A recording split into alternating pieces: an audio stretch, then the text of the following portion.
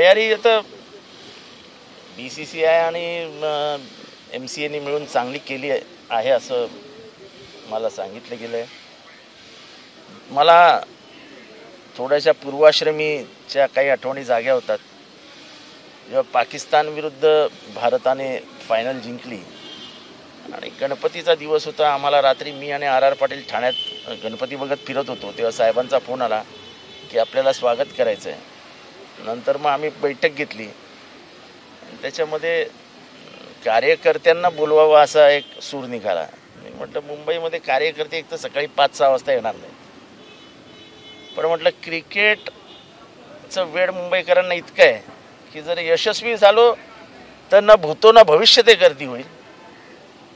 पण त्याच्यानंतर आम्हाला सगळ्या FMनी मदत केली. आमचा जो रूट आहे तो सांगायला सगळ्या FM रेडिओनी सांगितलं की ही टीम इतक्या वाजता येणार आहे आणि अशी जाईल अशी जाईल अशी जाईल.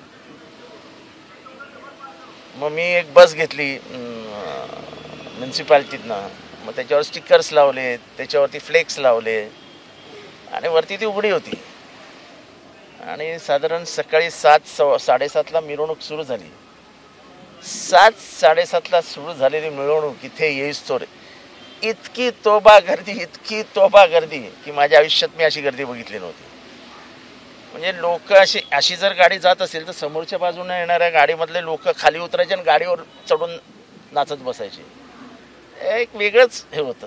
मला वाटतं ते थोडी 2-3 दिवस अगोदर जर कल्पना दिली असती की असं होणार आहे तर मुंबईतले लोक इथे आली असती.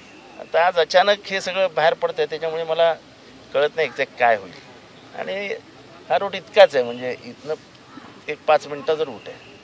साधारण 1.5 किलोमीटरचं अंतर असणार आहे. या 1.5 किलोमीटरमध्ये मोठ्या प्रमाणात गर्दी तर होणारच आहे क्रिकेट प्रेमींची, कारण जवळपास 17 वर्षानंतर विश्वचषक आपल्याकडे येतोय. काय आपली प्रतिक्रिया वाटते?